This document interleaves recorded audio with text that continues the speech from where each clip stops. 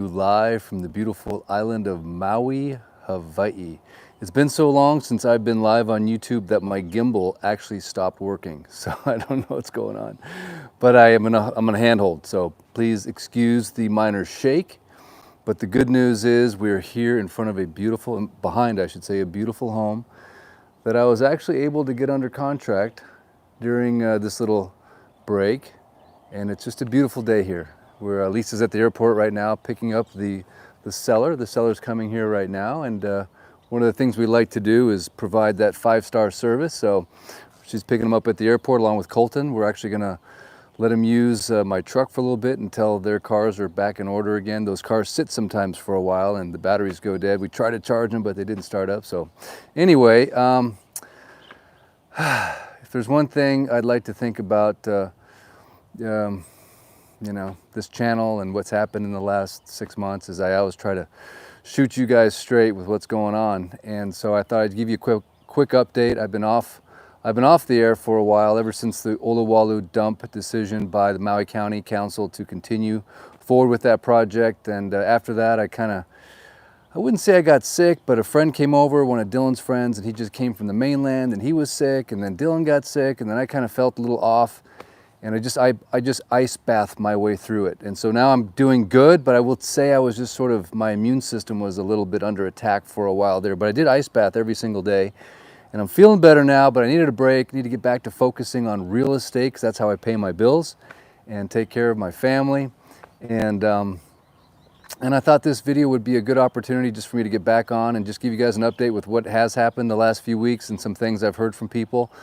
The goal of this channel, I've kind of tried to make it, you know, Lahaina fire centric in terms of telling the stories of what's important, what's going on, survivors, the Oluwalu dump. At some point in time, I'd like to get back to just the positivity of what's going on Maui with the Maui sunsets, the fixes, and just showing what an amazing, cool place this is, and not so much focus on the fire and the negativity and all that stuff surrounding it. Because if there's one thing I learned from the Oluwalu dump situation, is it appears that no matter what we say or do, the people speak out, we share, we sign petitions, we do all these things, they just steamroll right ahead with what they have planned for probably a long time. So I will admit, took the wind out of my sails a little bit, and so now I'm looking for maybe a new direction with the channel to help the community and to provide you with content that you're looking for, and but maybe a better spin on positivity and what's going on here and moving forward in a positive direction. Not that it hasn't been positive in terms of what we've been trying to do, but a little less focus on trying to beat the system, because I don't know if the system can be beat, maybe until there's a regime change and we get some new leadership from the top, and I'm talking about the top of the top. And until then, we just do the best we can in helping people and bringing awareness, and that's ultimately what I'm trying to do. So on this video, what I'm going to try to do is just talk about some of the things that have happened the last few weeks. I probably will say I'm going to try to keep it brief and short, but you know how I am. Sometimes I can get a little bit long-winded. But I'm going to go for a little drive. We're going to show you what Maui looks like, because it is beautiful. It has been absolutely pounding rain here for the last couple weeks. Pounding surf too, which is great. But we have got blue sky. We have miter birds and cooing doves and the occasional francolin chirping away, and it is just, yes, ah! So I love Maui in the winter time, because the rest of you guys are freezing. I know it. I know you're freezing. I get videos, but Maui is still Maui. So guess what? We're going to focus on the positive. We're going to talk about some of the negative. We're going to go for a little drive.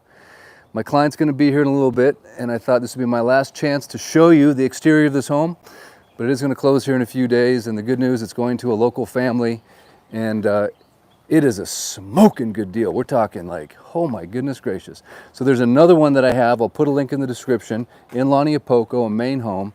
Also just did a price reduction. As soon as we got under $2 million on this thing, it just blew up. So I will put a link in that description. If you know of anyone that's looking for a home, I'm telling you, it is a fantastic opportunity to buy it and rent it to somebody, or to make it available to somebody for free. We're doing all kinds of cool things for Lahaina fire survivors. I don't always put that information out there, what we're doing, but we're still helping people and blessing people. And we've almost given all the money away, and it's very, very close, this close. We're going to do a full sort of video on exactly where it all went, but the good news is a lot of people are still getting blessed this day with the money that all of you so graciously gave. And of course, every penny, as I promised, going right into the hands of Lahaina fire survivors in the form of direct donations to the churches or in the supplies that we bought early on. So anyway, here's a shot of this beautiful home. This is in Kaanapali Golf Estates. And we're just gonna go for a quick drive. And that way you can kind of see what it looks like driving around Maui right now, because other than obviously Lahaina town, it is all completely normal. Like literally, it is beyond normal. And that's nice. And we're gonna go for a quick drive and talk about some stuff. So let's do it. Okay, here we go. Like I said, Colton and Lisa are taking my truck over to this gentleman that's landing today. Oh, we gotta turn off the radio here. Okay, and we're just gonna go for a quick drive. As always, just kind of keeping it real. So we are in Kaanapali Golf Estates, which is a gated neighborhood. And this is a golf cart distance drive from Whalers Village. And it's one of the greatest lifestyles on planet Earth, in my opinion, because you can just jump in that golf cart and before you know it, you're on the beach in Kaanapali, or you are eating at Leilani's like we did last night as a little celebration, and or Hula Grill. And it's just a fantastic place to call home. So here's a couple little minor updates, nothing major. Like I said, I've been kind of checked out a little bit, trying to focus on real estate and family. But here's a few updates that I have for you. Number one is I have been communicating with people that own multiple properties in Lahaina, whether it's oceanfront, commercial, residential. And here's what I learned, and here's what I've been told is happening. One of the things that I learned is that a gal called me whose home burned years ago, not in this fire, but years ago in Honokawai. And her home burned, it was on the ocean, okay? And she did exactly what the county told her to do in terms of scraping everything off of the lot, including the foundation. And what happened is when to go read her home, she was told that she could no longer get a permit for the home because the setback had changed because she removed her foundation. So essentially, removing the foundation causes you to lose that grandfather location, essentially. So, hey buddy, that's my son. He doesn't realize I'm live. He won't want to go live, I can guarantee you that much.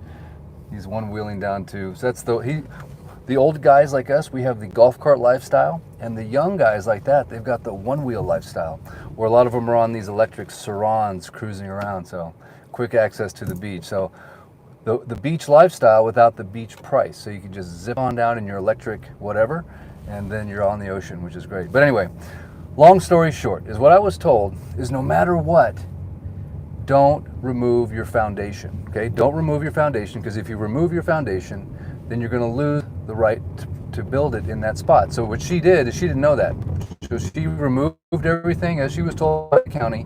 She went to go rebuild her oceanfront home. There's not enough room with the new setback rule.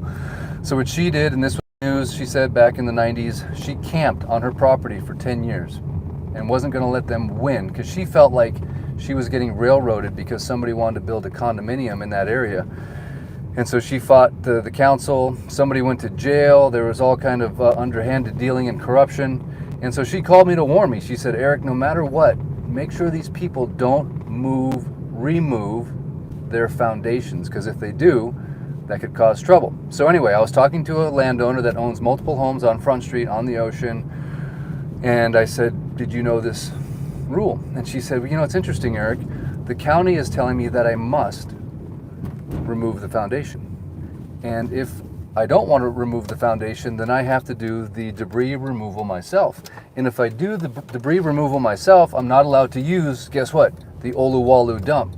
Not allowed to use the Oluwalu dump. So she has to basically, she goes, I guess I have to get a barge if I want to remove my debris independent of FEMA and the county. But they are requiring landowners to remove their foundations. And when they do that, apparently this sets up a whole new requirement for setbacks. She also told me that they're going to require every property in Lahaina town to do a new archaeological study in order to put their properties back, which is interesting because they didn't require an archaeological study for Oluwalu dump, But apparently these new homes or buildings that are going to be built in Lahaina town will have to go through an archaeological study. And she says that doesn't make any sense because they were there already. Why would they need a new archaeological study? So that's just one little tale that I like to tell in terms of people that are frustrated and what's going on. And this same gal says she has 7 properties through different partnerships and investments. She's been here for many, many years and a big landowner in the area. And she says to date, she has received a grand total of $18,000 from her insurance company. So the insurance companies are still super slow rolling these individuals, which is very sad. So that's one little update. Olowalu dump, obviously they're dumping, they're doing their thing with all these major rains. It's very sad that the county took, and the FEMA and everybody took, almost 6 months to get around to removing any kind of debris. So rush in the very end because they're going to lose their funding unless they approve this Olowalu dump. But why did it take 5, almost 6 months to even get around to doing that? So at any rate, let's get back to looking around Maui a little bit. So where I'm heading out right now is I'm heading north on Honopi'ilani Highway. This over here is the Honua Kai, Halavai Drive. And the resorts to me look very full. Of course, there are some resorts that still have many locals living in them. And I am hearing stories about people that are being continually displaced. They're, within 24 to 48 hours notice, maybe they have to move to a new location for an undisclosed reason. So they're just kind of slowly breaking down these individuals by keeping them in a place of constant disruption. Here we go. This is the lower road, as it's known, lower Honopi'ilani Highway. There's the Times Market. And we're continuing to head north. Now you're going to see up here on the right-hand side is where we call it the Kapalua Airport, even though it's technically in Kahana. But you can see here at the Kapalua Airport, there's some major construction happening for, I believe, is going to be a long-term housing project for rentals. Now this was actually in construction prior to the fire, but it continues. And they've been doing a lot of highway work where they're basically digging into the highway. I believe it's for the septic, well, not the septic, but for the sewage system, expanding the underground infrastructure to accommodate this housing development. And there's different projects happening. I believe $500 million was approved for some affordable housing over on the other side of the island. But up here you can see some of that construction equipment and various yellow iron moving dirt. But here we are, just a nice little drive up north. From here I'm going to take a left down to the lower road, which will take us to the famous surf break, S-Turns, Pohaku Park, which there's a community center that's set up there. It doesn't look like too many people are using the community centers, although they are still set up and apparently are still being serviced, but you're not seeing as many people in there as normal. You see this Alpha Construction quite a bit if you see that sign right there. That's a very prominent contractor that's doing the job at Olowalu and apparently doing a lot of this development work here next to the Kapalua Airport. I'll see if I can get a beat on that for you. Hang on a second. So there you can see the Alpha Construction sign. So these guys are very prominent in the area. They're the ones doing the work at the Olowalu. I'm not too sure who owns that. But what I've heard is a lot of what's happening on Maui right now is being driven by some of these large government contracts and some of the influence to make sure those contracts, kind of go where they should go and support the local workers. But a lot of political sort of maneuvering, if you will, for these big construction jobs. And the unions are involved with some of that. So some people have told me, hey, you need to trace and see where all this money is flowing through these companies like Alpha. But ultimately, you're seeing a lot of work, a lot of government work happening here. A lot of alphabet soup is still running around. But essentially, the update here is this. The takeaway is this. In Lahaina town, it's really absolutely no different today than it was the day after the fire, essentially. I mean, they put up the fence and, they just started shoveling the first lot clearings just last week. So nothing has happened in terms of construction. Not a single permit has been pulled. And they're just now starting to clear the very first sets of lots. So nothing has happened. A lot of people call me and they think that we're in the middle of a big construction boom. And I'm like, no, it's probably going to be years before the first permits are issued and ground is broken and they figure out the whole situation. But you know, we're just getting around to debris removal right now. So here we are. This is the lower road, as we call it. This one still has a bridge that's under construction that you can't pass up through to Kahana. So we'll be forced to turn up towards the McDonald's here momentarily because they've been working on this bridge for, I don't know, a year or two, which is interesting. So if that gives you any idea of how long construction takes on Maui.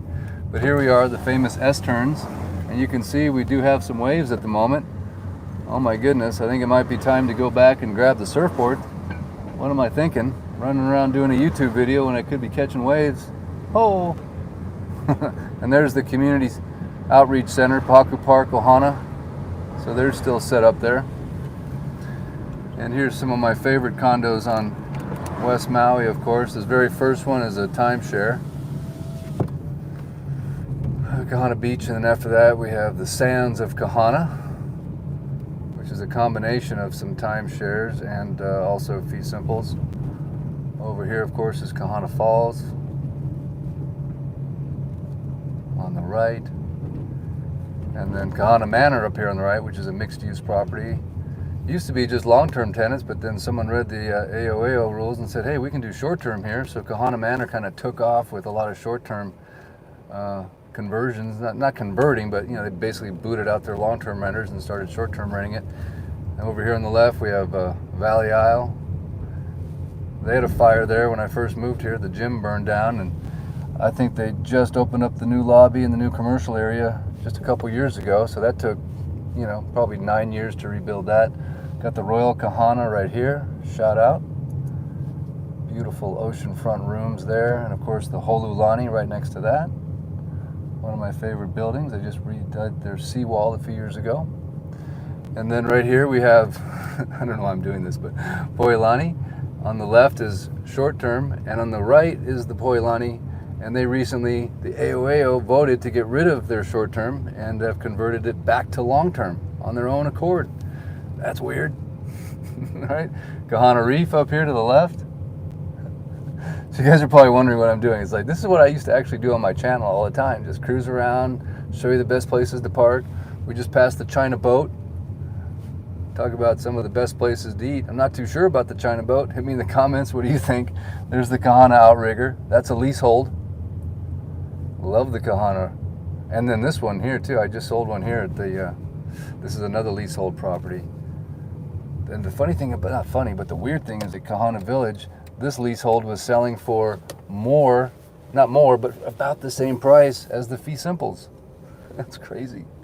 Usually leaseholds sell for, you know, 30 to 40% less than a fee simple, but these ones were actually going for the same price. So the Kahana Village is awesome. You know, one of the things I love about YouTube Live is there's no pressure. It's like I'm just live, we're just cruising, we're just chatting. There's no editing, there's no just speak straight from the heart and have a good time and just see where it takes you. You never know what's going to happen. You never know what I'm going to say. You never know what we're going to do. But I don't know, when I was not living, but when I would go visit the mainland and somebody would put up a video on Maui live, I'd be like, oh man, look at that. It's like summertime and the sun is out and it's dark where I'm at already and it's cold and it was just kind of cool just to drive around and just see it unedited and in the raw and just like, this is what it is. And it just kind of takes you back in time, takes you back into a memory. Maybe you vacationed here, maybe you stayed at the Holulani, or maybe you're thinking about coming back here and reigniting the economy, because that's what we need, folks. We need people to come back and treat Maui just the way it was before, with a little bit more respect, but in terms of just sensitivity for what these people have gone through. But come back and spend your dollars and book and tip and go on your vacation and your activities, and don't forget about West Maui. This whole thing about people are not welcome here and whatever, that's just ridiculous.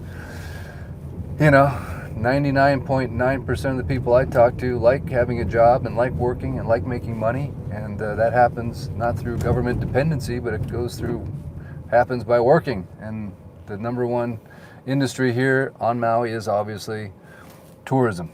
So we need you guys to come back. Please do so. I can't tell you how important that is, to not listen to the haters and the rhetoric and the anti-vacation rental people and all that stuff, because just think, economically speaking, it doesn't make any logical sense. We don't want to create more dependency on the government. We want less dependency on the government. And not to mention, the government makes their money on what? Taxes, and taxes come from what? Revenue, and revenue comes from what? People that come here on vacation.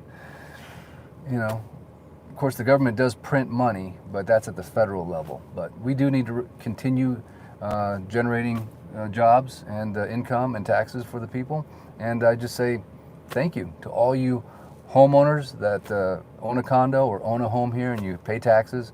Thank you for those of you that come here and you pay your GET and your TAT, that's your general excise tax and your transit accommodations tax. All that money goes into the coffers of the government, which of course, who knows what they're doing with it, but it does support the people here, and that's very, very important. So I thank you so much for thinking about coming to Maui, and part of this video is just to show you just how absolutely 100% normal it really is. It is. It's just absolutely 100% normal. There's your McDonald's, right? So if you're in a hurry for a quick meal, boom, we got some McDonald's. The one in Lahaina obviously is not functional at the moment, but so a couple more quick updates. I'm trying to stay focused on the message here, the update. Another quick update is traffic in Lahaina has gotten a little bit rough. They haven't opened up the highway through Lahaina town, which I think they could and should, but instead everything goes up Kiave. So planning for driving here, I'd add an extra half hour because we have a choke point right there. And especially when school gets out, 3-ish to 5, that's a real choke point. So I wish they'd open it up the road. You know, if you want to block us from entering into an area that burned, which is weird, and keep property owners from their homes, which is weird, 6 months later, but at least open up the highway so we don't have this horrible traffic situation. So that's something to consider. We do have a lot of additional traffic now in Lahaina because they haven't opened up the highway yet through Lahaina town, which I think there's no excuse not to do that.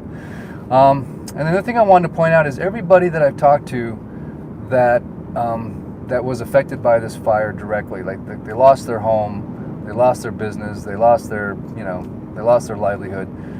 There's definitely a level of PTSD that I see kicking in now that wasn't even present in the beginning. There was sort of a shock and awe factor in the beginning, I think, but now I'm seeing like this really deep darkness that seems to be happening with them. And I just ask them, how's business? How you doing?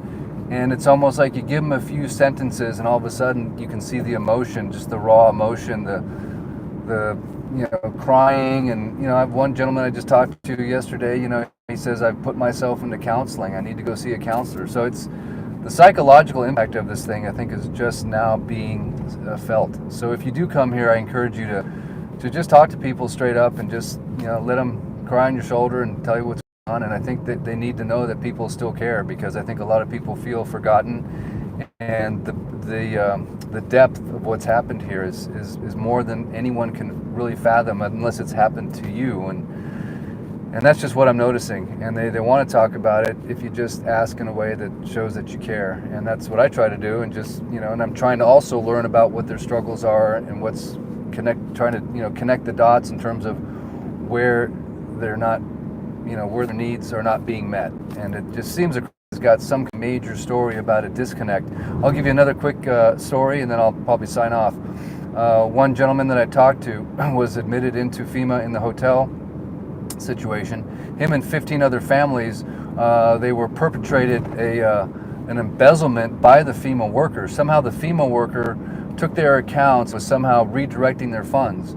And so they didn't get what they were supposed to get, and they actually got kicked completely out of the hotels and the FEMA system because this individual perpetrated this embezzlement. And so now they caught the person was fired from FEMA, but now they have a hard time getting back into the FEMA system. So that's just like one story, right? Just one crazy story where you're just like, what? What happened? A FEMA person was embezzling and your account got messed up and 15 other families got disenfranchised of what they should have received from FEMA. And like, yeah, that happened. So it's interesting how every person I query has got some kind of strange thing that's occurred that has basically resulted in them not getting just the bare minimum of what you'd expect that they would get in this kind of a tragedy. So, and that to me is some of the psychological damage that they've been experiencing, is just how they have to go through all of this stuff in order just to get the bare minimum. Like the $700. Did you know the $700 from Biden was per household? So let's say you had a family of 4. You didn't get 4 times 7, and a lot of these homes had multiple families living in there. So they had to split up $700. Like, that's a true story. Like, that's reality. So anyway, I could just go on and on and on and talking about this stuff, and I just hope that, you know, maybe we all pray, and then you hit me in the comments section, all pray, what's the best direction for this channel to go? Because that's sort of how I wanted to end this video, which is like, I don't know exactly which direction to go, and I'm just kind of waiting for direction, if you will, on the best things to pursue and the best things to show and what to focus on, and how to help the best that we can. So, but right now, I thought this would be a great video just to show you how amazing Maui looks and how cool it is just to be up here in Kapalua at the Honolulu store. Come play some golf, come stay at the plantation, well, go play at the plantation, go eat at the plantation house, come play at the Bay course before they shut it down, which they're about to shut it down and turn it into a links course, but you can still play at the plantation course, you can still play at the Kai and the Royal course in Kaanapali. You can stay here at the Ritz-Carlton, right?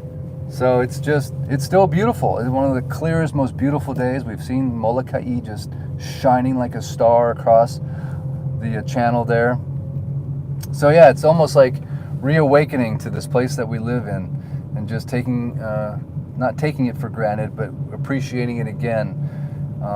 Not forgetting about the tragedy and what happened, but trying to just get back to realizing what a wonderful place this is, and that'll never change. And the people of Lahaina and Maui need you now more than ever. So anyway, guys, I think I'm going to sign off with that. One of the reasons is I know I've got a dead spot coming up. Matter of fact, Kapalua is not the greatest for T-Mobile. Over here is the Ironwoods, by the way. Wonderful, true second home, no vacation rental allowed. Kapalua Place, oceanfront homes right there. The Ridge, right up here. Kapalua Bay Villas coming up on the right. I just love talking real estate, man. That's my passion. So anyway, the dead spot's coming.